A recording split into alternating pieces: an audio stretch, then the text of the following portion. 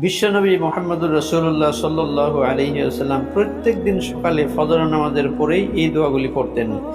আল্লাহুম্মা ইন্নী আসআলুকা ইলমান নাফিআ ওয়া রিজকান তাইয়্যিবা ওয়া আমালান মুতাকাব্বালা। অর্থ হলো, আল্লাহ তোমার কাছে আমি পবিত্র ইলম চাই, আল্লাহ তোমার কাছে আমি পবিত্র রিজিক চাই, আল্লাহ তোমার কাছে আমি পবিত্র আমল চাই। আমার প্রত্যেকটি আমল যেন কবুল মঞ্জুর হয়, আমার প্রত্যেকটি আমল যেন গ্রহণযোগ্য হয়।